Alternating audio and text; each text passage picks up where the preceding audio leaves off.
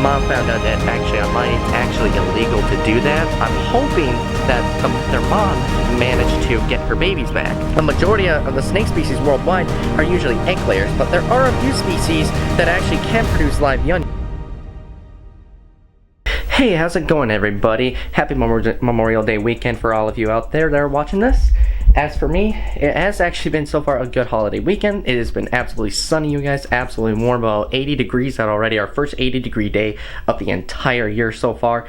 And really, it's kind of nice that finally winter is done for and the grass is green, the leaves are green. It's just really awesome to get outside. Doing a little bit of bass fishing too, by the way. So if you guys haven't seen my other channel, feel free to go subscribe to it, you guys. I'll leave the card right up there for you guys to check it out.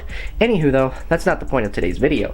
You guys know there are over 3,000 snake species worldwide, and of all 3,000 species, 70% of them are egg layers. But those other 30% are live bearers. So what really causes, why are most snakes egg layers but some of them are live bearers? So the answer to really this topic, everybody, it's just because of natural selection, to be completely honest with you.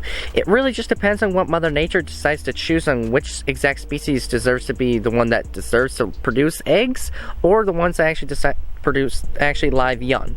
So it's really just a natural selection in the reptile world. I mean, even though it is kind of weird actually how it works, because there's obviously one species in particular, the blind snake, which probably is one of the weirdest snakes on the planet, by the way.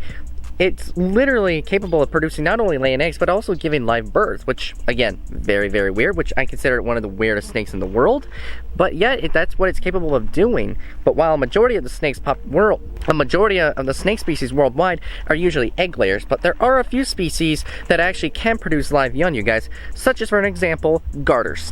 Now, garter snakes, like my guy Tyson over here, who's an albino checkered garter snake, he actually would be obviously a male here, but when garter snakes actually breed, unlike some other snake species, garter snakes are something, but they actually made what's called a mating ball, where you can actually have a multiple male garter snakes trying to breed a single female. Now for Tyson here, he probably, I don't know how lucky he would be to get a lady, but he'd be pretty lucky enough to grab this mouse right now if he wants to have it. So anywho though, garter snakes are one of several species of snakes in the world that can actually have live young instead of laying eggs. Now, how it really works is, everybody, is that garter snakes actually, the babies actually hatch inside the mom, and then when they hatch inside the mom, the mother then will deposit the babies outward, and they will be born in this kind of like gooey sack in a way, and then the babies will eventually have to push right out of that sack in order to get their first breath.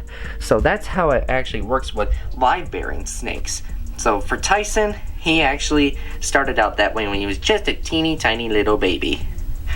And yes, he is going to enjoy his dinner, by the way. So a little quick change into the subject for today's vlog, everybody. I want to actually share with you guys a really quick story that actually just happened a couple days ago. Well, just recently, within the last like 24 hours. So just a couple nights ago, I went out fishing towards my aunt and uncle's campground, which I have done dozens of times before. And it was probably like 7 o'clock, and maybe around that time, and the sun was already starting to go down. And as I'm fishing, you know, casting out into the water, as everybody does when you're fishing, that's how it works. Well, apparently nearby, I started hearing this chirping sound, like what sounded like the sound of a duckling.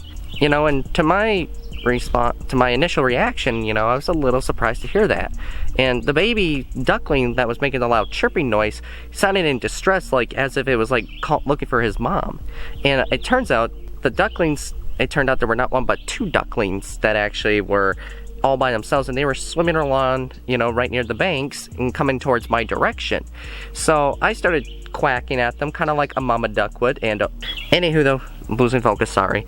As I'm calling to these ducklings, you know, I'm wondering though, like this whole time I'm wondering, okay, well, where's the mom, you know, like where is she at? You know, this is just not normal. So I continued on fishing. You know, the ducklings actually came into my area, and they actually came up onto the bank and actually sat right near me, which I thought, that was a bit strange, because, you know, if their mother was around, why isn't she responding, you know? Like, because obviously these little ducklings, they're by themselves, they are exposed out to the open, they could easily be an easy target for whether it's like raptor, you know, or a pike out here, because where I was fishing out, there's both bass and pike out there, and those types of fish can eat a little duckling. So it really was so weird. I realized actually that's when I decided to call up my aunt, actually, like I said, because I was right next to their campground, and asking them for advice on what I should do, you know, because obviously the mother is not coming out, you know, and not respond to her babies. I really was not sure.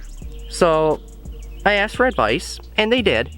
And they told me maybe it's best just to leave the ducklings there, and maybe when I leave, the mother will come out and actually get her babies and bring them back to her nest. And so I decided to do that, you know, and I did tell my mom what happened. And she told me, well, if the ducklings are still there the next day on their own, maybe bring a cardboard box and actually scoop them up, and maybe we can actually bring them to someplace safe.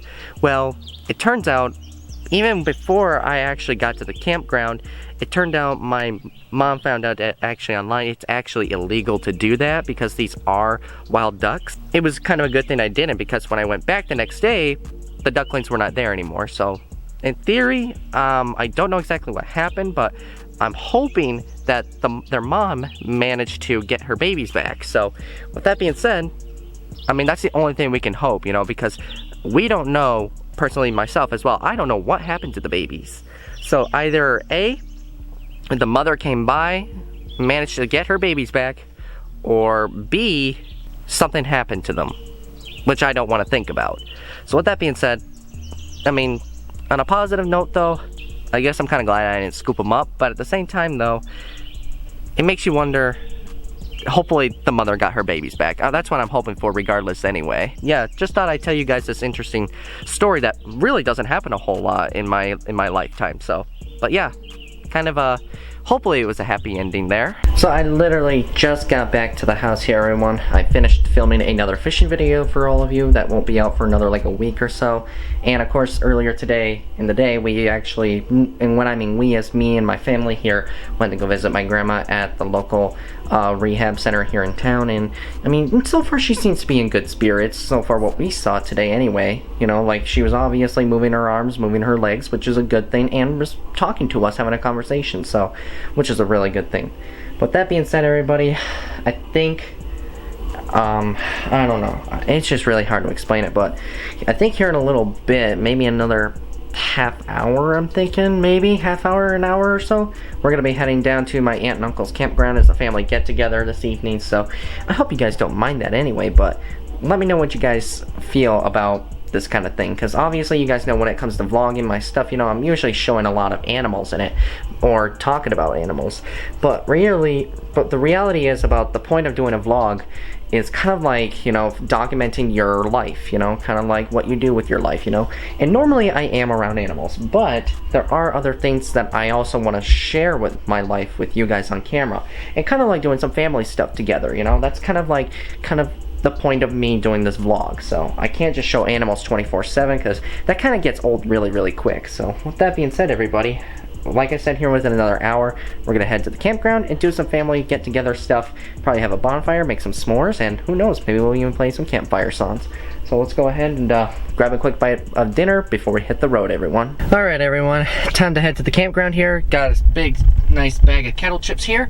And of course, I got my special, well, not really special.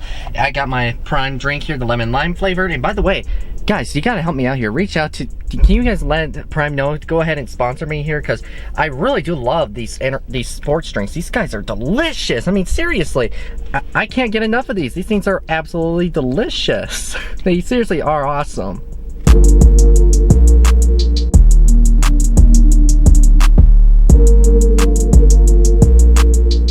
We're gonna pull a quick little harmless like dare on my uncle here in just a moment. It's gonna, we're not gonna try and laugh at it, so we gotta just lay cool about it and just let him kind of just, you know, we'll just, it's almost like Simon Says, but we gotta keep our cool about it.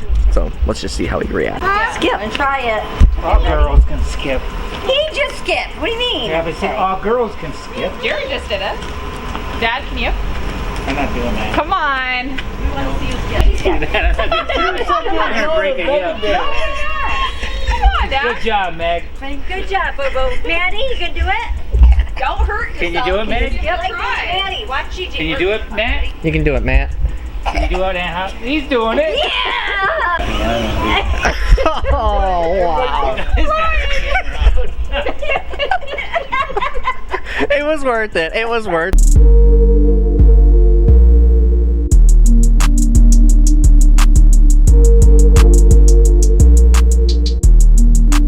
So the family and I had a wonderful time tonight at the family campground. We had some s'mores and we had a bonfire, and we talked about some funny stories that actually did happen. And of course, obviously, you guys saw that moment where we actually tried to do one of my uncle trying to actually do some like little like skipping, you know. And apparently, I think he actually figured out what was going on. So unfortunately, our funny hopes of doing it backfired. But regardless, though, it was still a fun time, everybody. So, and I hope you guys had a wonderful Memorial Day weekend, you guys. Let me know how it went, you guys. How did your guys' weekend go? So far for us, I think it went really well. So with that being said, everybody, I'm gonna go ahead and just conclude this video, you guys. Again, do me another favor, you guys. Make sure you guys smash that like button for me, you guys, and also feel free to subscribe if you're new to the channel here, and turn on that notification bell while you're at it too. So with that being said, everybody, it's time to shut it down here for the night. I'll see you guys in the next one.